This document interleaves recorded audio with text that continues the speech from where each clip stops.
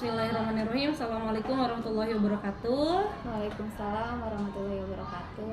Oke, pada kesempatan kali ini saya akan melakukan percakapan praobservasi dengan rekan sejawat saya yaitu Ibu Gita Pulia Sapitri. Beliau merupakan guru IPA dari SMP Negeri 1 Gunung Sari. Percakapan ini menggunakan paradigma berpikir coaching. Assalamualaikum Bu Gita. Waalaikumsalam. Ya, bagaimana kabarnya hari ini? Alhamdulillah sudah baik. Ya, kemarin sempat nggak sehat ya. Ya, mudah-mudahan diberikan kesehatan ya. Amin. Oke, Bu Gita, seperti yang kemarin Bu Gita janjikan gitu ya, untuk hari ini bisa ketemu dengan saya seperti itu. Oke, kira-kira mau ngobrolin apa nih Bu Gita? Sesuai di awal ya, bahwa saya itu ingin belajar, maksudnya memperbaiki pembelajaran saya di kelas gitu kan. Jadi memang saya butuh dievaluasi gitu kan. Jadi untung ada program Bu Ada untuk coaching teman sejawat, jadi ya bersyukur gitu kan. Jadi kita bisa saling belajar Bu Ada ya. Betul. Bu Ada bisa belajar untuk meng-coaching, saya pun belajar untuk pembelajaran, memperbaiki pembelajaran gitu ya. Oke. Berarti Bu Gita ingin saya untuk mengobservasi pembelajaran gitu. Oke Bu Gita, kalau misalkan seperti itu mungkin ada beberapa hal yang saya tanyakan terlebih dahulu nih sebelum kita melakukan observasi gitu ya Bu Gita. Untuk tujuan pembelajaran yang akan Bu Gita lakukan di dalam observasi ini apa nih Bu Gita, tujuan pembelajaran? Tujuan pembelajarannya, sebenarnya udah saya siapkan ya. Untuk observasi di Bu Adau ini saya menggunakan materinya tentang klasifikasi makhluk hidup ya, karena memang kebetulan ini berkaitan dengan materi sebelumnya tentang ciri-ciri makhluk hidup. Nah, di sini tujuan pembelajaran yang saya akan angkat di pertemuan ini adalah yang pertama itu peserta didik mampu untuk mengklasifikasikan makhluk hidup dengan benda mati. Dan yang kedua, karena saya pakai dua tujuan ya Bu ya. Yang kedua itu mengklasifikasikan makhluk hidup, tumbuhan dan hewan. Jadi maksudnya tumbuhan ini masuk ke apa nih? Hewan ini ada beberapa kelompok juga.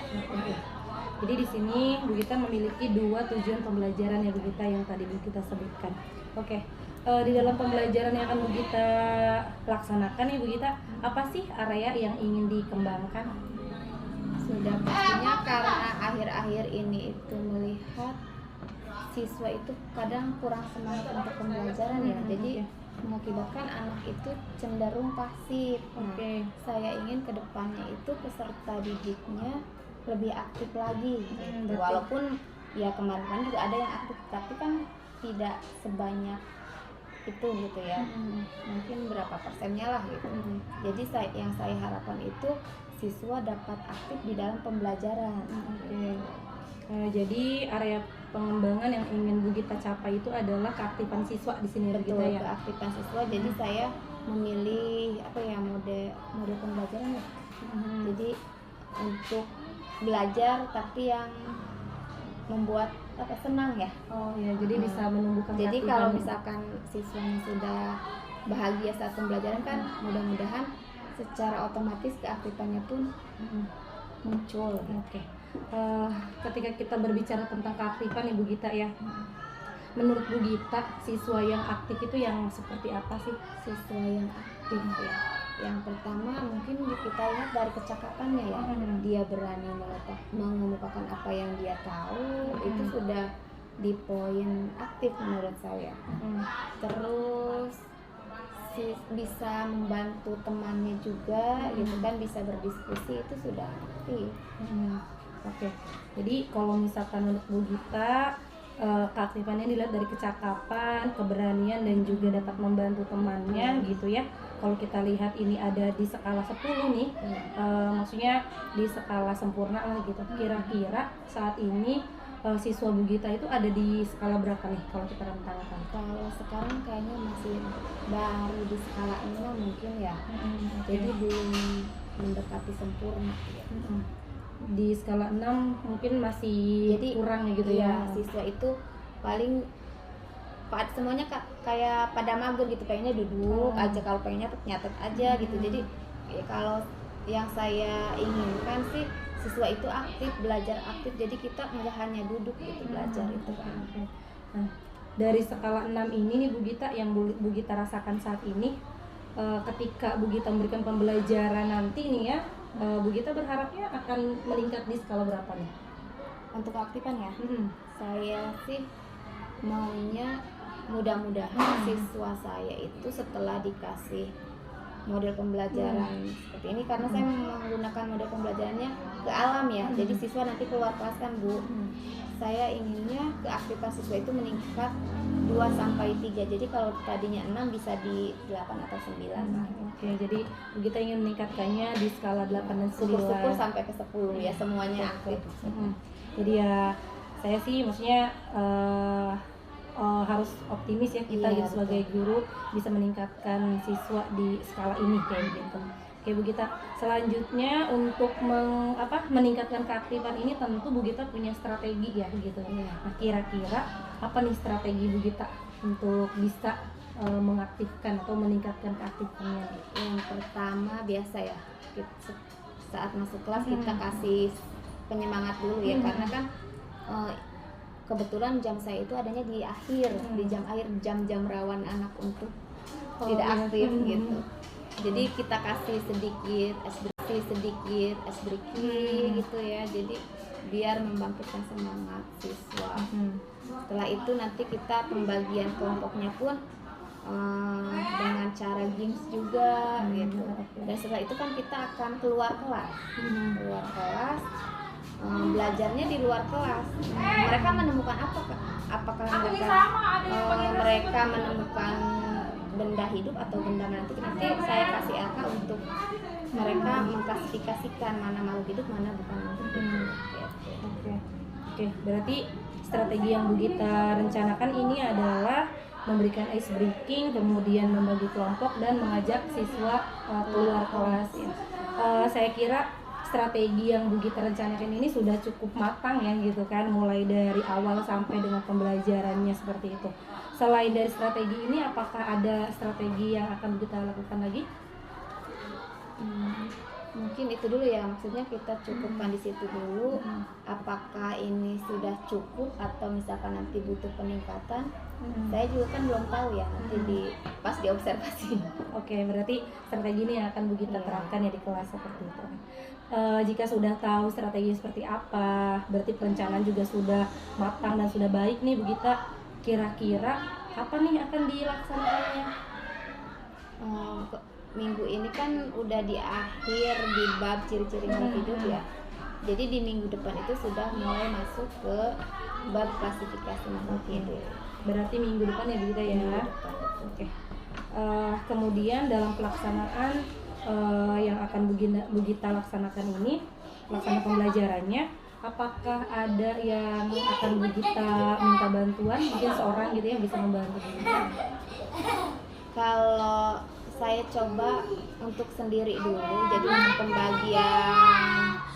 untuk pembagian pembagian kelompok, terus kita keluar, karena di keluar kelas itu mudah-mudahan siswa kan sudah masuk per kelompok, jadi saya bisa lah gitu ya, jadi mengkondisikan siswa untuk beberapa kelompok, karena satu kelas itu kemungkinan dibagi 5-6 kelompok ya. Jadi istilahnya untuk pelaksanaan ini Bu Gita akan melakukannya sendirilah seperti itu. Paling minta teman juga cuma untuk dokumentasi. Oke, berarti hanya untuk dokumentasi akan meminta rekan sejawat seperti itu ya. Oke Bu Gita, kalau seperti itu berarti minggu depan saya akan masuk di kelasnya Bu Gita untuk mencoba mengobservasi gitu ya. Mudah-mudahan pembelajarannya berjalan dengan lancar. Kemudian juga hal yang sudah direncanakan juga bisa diterapkan dengan sempurna nih, dengan baik di kelas, dan bisa mencapai apa yang Bu Gita harapkan di kelas seperti itu. Terima kasih banyak Bu Gita untuk waktunya.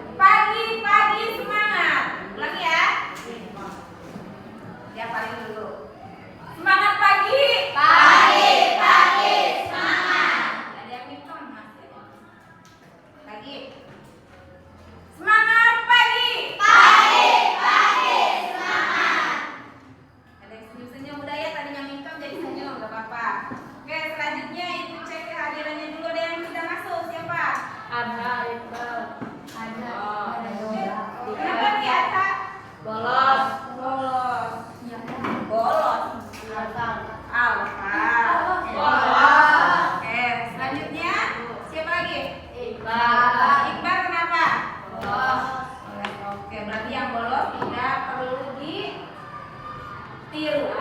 Ya, fokus ke tujuannya sendiri. Untuk apa belajarnya? Untuk mencari ilmu. Ya, oke. Siapa namanya? Mira. Oke, 2 jempol ya. Berarti harus fokus ke tujuan utama, oke? Sesuai dengan yang Ibu bicarakan minggu kemarin, karena kita kemarin sudah selesai mempelajari tentang ciri-ciri makhluk hidup. Oke, ada berapa ciri-ciri makhluk hidup? 7. 1. Bergerak. Apa no? Bernafas. Terus? Bergerak. Semua ngomong dong. Berkembang biak. Apa lagi? Bernafas. Peka terhadap rangsang. Apa lagi? Kalau tadi tahu itu sarapan berarti apa? Membutuhkan makan dan minum atau membutuhkan nutrisi. Nah, berarti kalau semuanya itu ada di sebuah benda, maka benda itu disebut sebagai makhluk hidup. Nah, sekarang tujuannya di materi yang sekarang itu tentang klasifikasi makhluk hidup.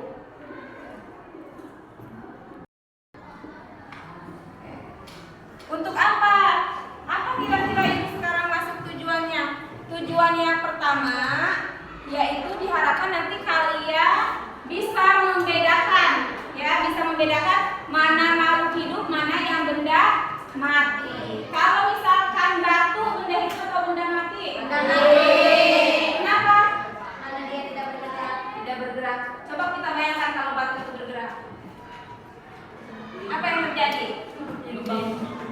Kalau misalkan anak ibu punya robot, robot itu makhluk hidup atau bukan? Kan bergerak. Karena tidak bernafas, betul ya? Betul. Robot itu bergerak, tapi katanya tidak bernafas. Betul ya. Makanya nanti tujuan yang pertama tadi kalian harus bisa membedakan mana makhluk hidup, mana benda mati. Nah, untuk sekarang pembelajarannya nanti kita keluar sekolah. Dari rumah ibu menuju sekolah, ibu menggunakan motor.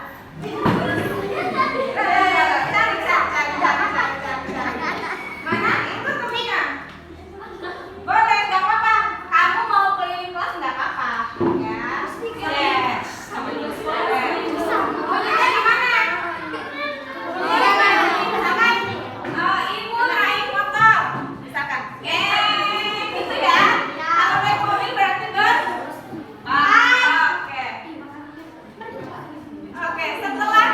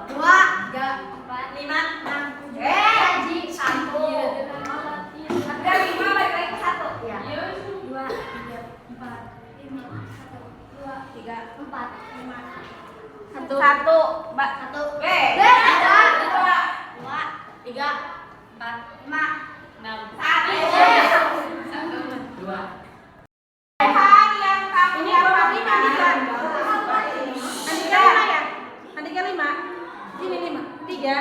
5 kan nggak ada laki-lakinya, tapi ini tuh hanya 4 doang ya. Oh, ada 5. Oh iya. Ada 4 doang. Ya udah berarti Andika aja nih, Andika suruh ke situ. Andika suruh ke kelompok. Dah. Oke, sip. Sekarang nanti akannya dibawa per kelompok.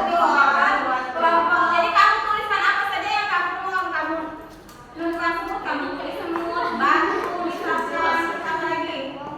Ayam, tikus dan lain sebagainya kamu tuliskan, ya. Nanti setelah ibu kasih waktunya 10 menit, setelah itu kita masuk lagi ke ruangan, diskusi dan nanti presentasikan hasil pengamatannya di luar. Ya? Oke, ini. 1, 2, 3, 4. Bawa alat tulisnya, pulpennya. Yang udah siap kita langsung.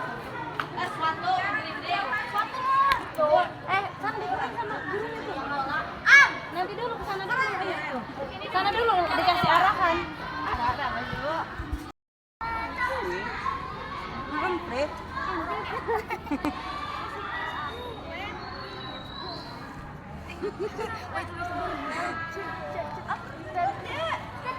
Bocah pun malah lagi apa, Mbak?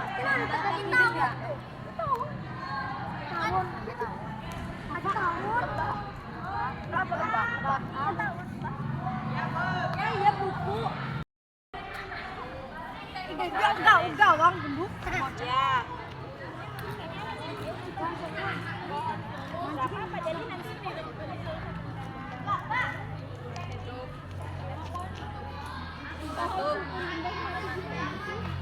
hewan makin hewan apa?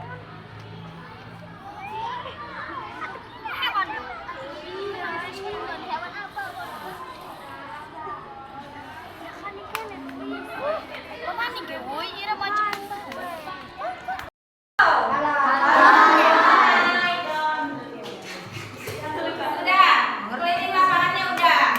Oke, sekarang kembali ke kelas. Seperti yang dibicarakan tadi, kita setelah ini akan diskusi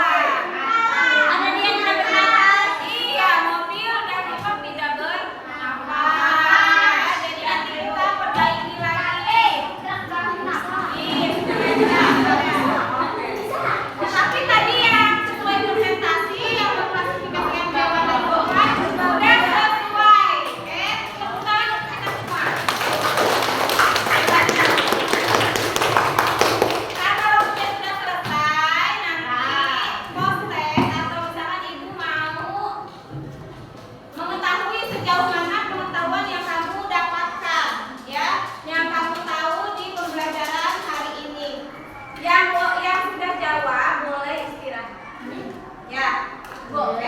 Berarti Bu pernah Bu? Enggak dong. Oke. Ada berapa Kak? Oh itu harusnya ya. Iya. 5. Ciri-ciri makhluk hidup. Ya berdua. Dikit Bu ya. Ayo kita bertiga deh.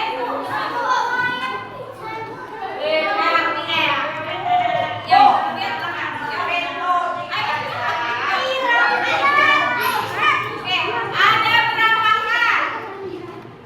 Klasifikasi makhluk hidup.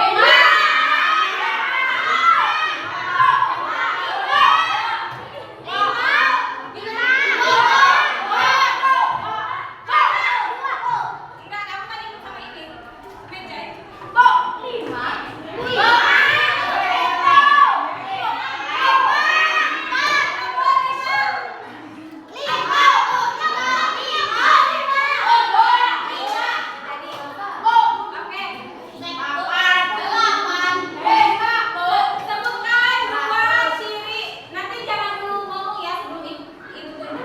Sebutkan dua ciri makhluk hidup. Bernapas. Ya. Kata ibu ada ibu dulu. Iya, Pak. Jangan dulu. Udah di sini semua. Oh, satu meja, Bu. Iya. B. Oh my god. Apa yang dimaksud dengan ovipar? Acungkan tangan. Ovipar. Betul.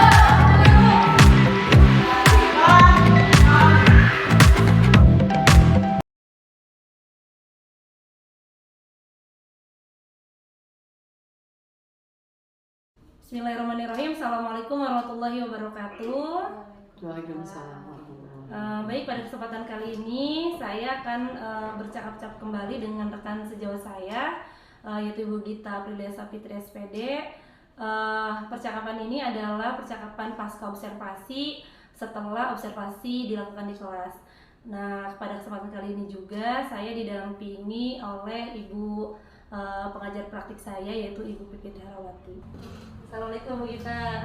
Nah, gimana ini perasaannya setelah tadi kita melaksanakan observasi di kelas? Melaksanakan observasi, sebelumnya saya mau ucapkan terima kasih dulu nih karena diberikan kesempatan untuk diobservasi. Jadi kita bisa belajar bareng-bareng gitu ya, Bu Adau.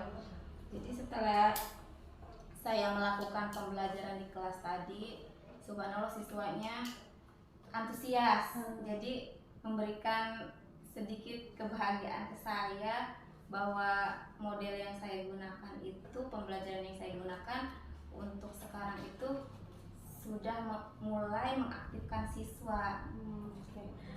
Jadi Bu Gita sudah mendapatkan hasil dari apa yang Bu Gita lakukan tadi gitu ya. Oke. Kemudian kalau misalkan kita lihat dari keaktifan siswa tersebut, apakah masih ada yang ingin Bu Gita tingkatkan? Sudah pasti ya, kalau misalkan untuk peningkatan kita terus belajar untuk meningkatkan dari segala arah. Mungkin untuk sekarang kita cukup mengaktifkan siswa, tapi tadi juga saya memberikan post test untuk mengetahui sejauh mana siswa itu kan pengetahuannya, kognitifnya. Tapi alhamdulillah juga di kognitif lumayan meningkat juga gitu. Jadi walaupun tujuan saya hanya mengaktifkan siswa, tapi di sini siswa dengan keaktifannya tersebut bisa meningkatkan pengetahuannya, kompetensi pengetahuannya juga gitu. Jadi Ibu Gita, setelah Ibu Gita memberikan refleksinya tentang pembelajaran yang Ibu Gita lakukan, mungkin saya juga akan memberikan umpan balik nih dari apa hasil observasi saya di kelas tadi gitu.